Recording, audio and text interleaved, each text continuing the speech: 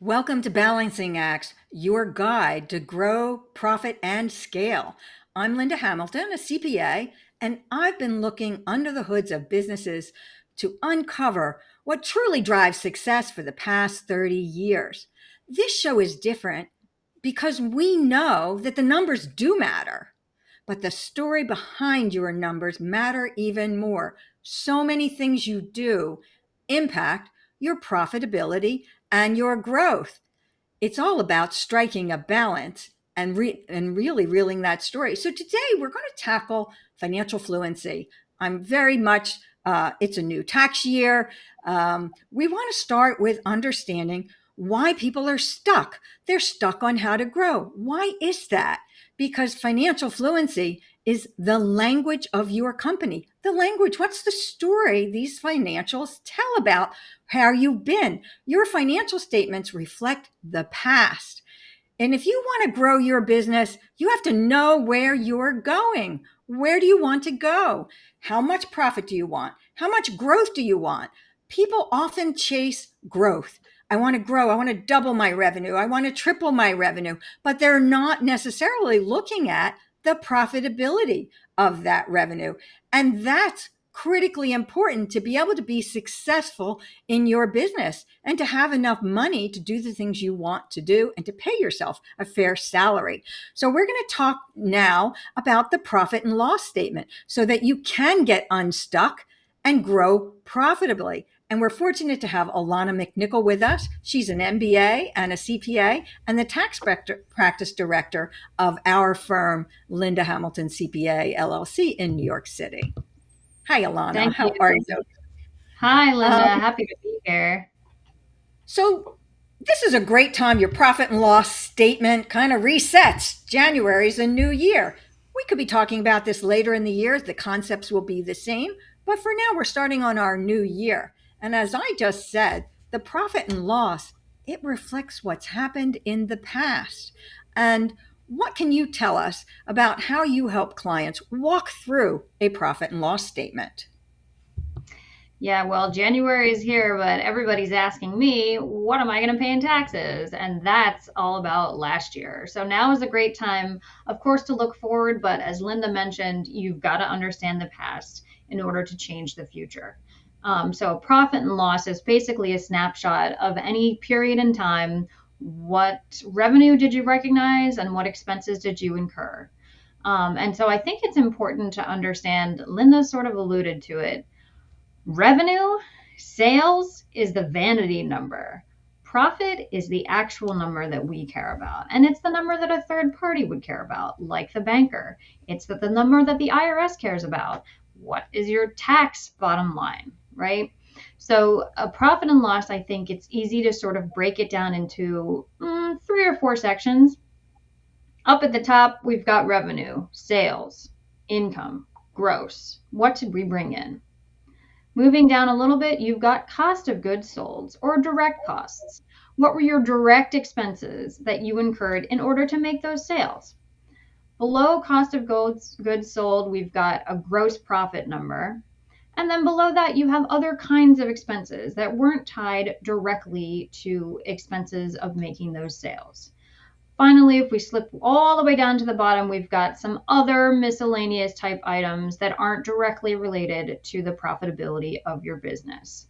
Hopefully I didn't lose you yet. I can see we've got those 4 points, but they are pretty easy when you break it up that way. Right. And I love that you said, revenue definitely is a vanity number and profit is what I call sanity, because you can have all the revenue in the world. And if it's not generating a profit, something is wrong. So you need to make sure you're charging enough. So that's one way you can look at, as you said, the revenue is at the top, right? It's one of the very first numbers. Sometimes that's all the only number you'll have there. Some of you might want to break that out a little more and say, some people call it revenue, some people call it sales. It means the same thing.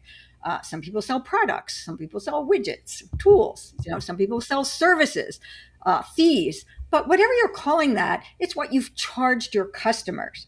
If you don't have a profit, maybe you're not charging your customers enough to cover all your costs.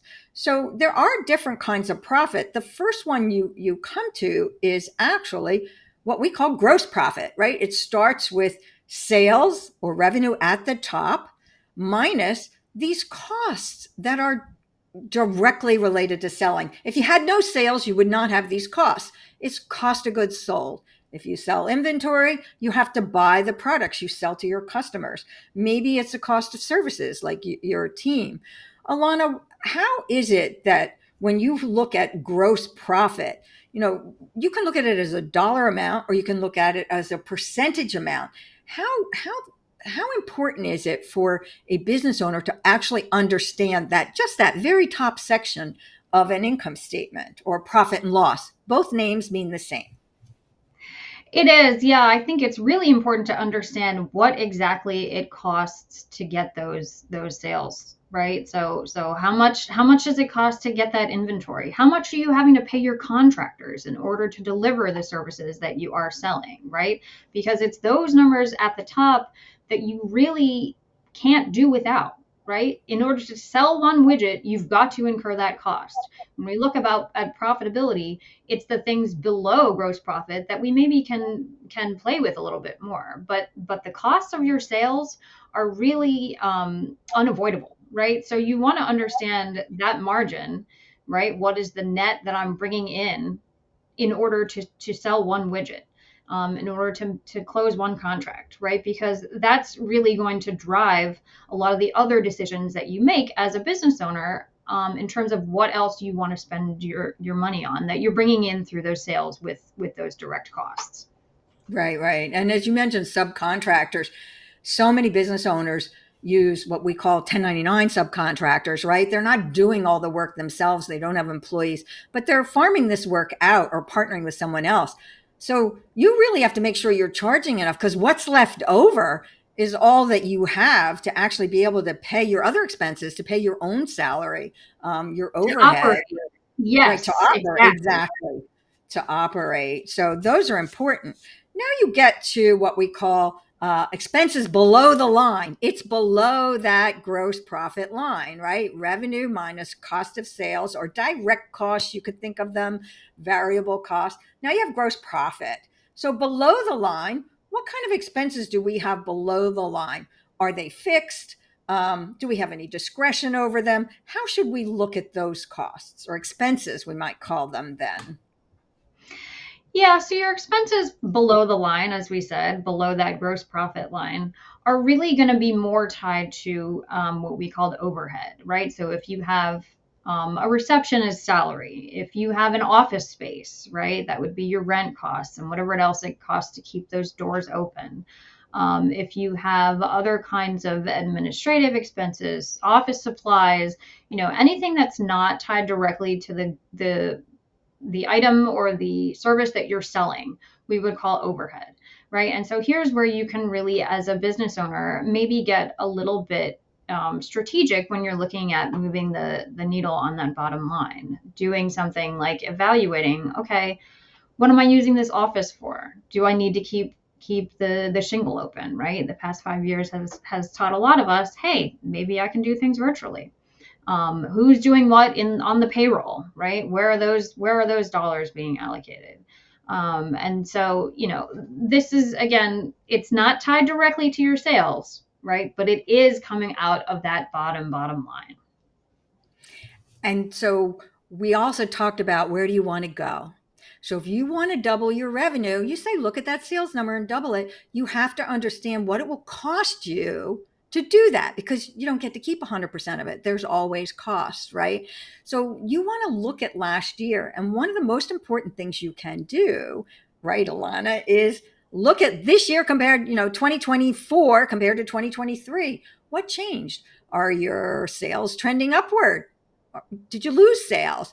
Are your expenses going up faster than your sales, which often happens? And you can look at those numbers as a percentage of your sales to see where you're going. Um, I just also want to make sure that people understand profit, right, is not necessarily cash, right? Um, so we will talk more about that, but just briefly before we break, what is that number we're looking at? How do we know if we're looking at a cash profit or a profit overall? Yeah, huge distinction there, and certainly the IRS really cares what that profit number is, right? I think it's important to understand that the drivers in the income statement are coming from things like invoices and bills, right? So if you invoiced $500,000 worth of sales, but your customers owe you $250,000 of those sales, well, your profit's gone up, but the cash in the bank hasn't necessarily followed that.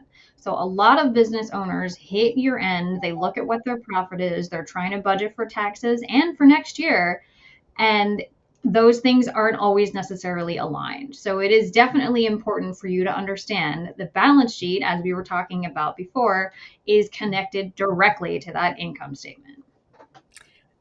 And we're going to end with that, but it's really important for you to understand these numbers, not by yourself. Talk to your accountant, talk to your bookkeeper, make sure somebody's looking at with you. Stick with us. We're going to come back and talk more about cash, about what is cash flow and how is it different than profit. Stay with us and we'll be right back.